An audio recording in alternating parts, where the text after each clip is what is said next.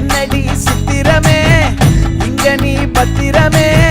சொல்லுடி கட்டளை எத்தனை நான் செய்வேனே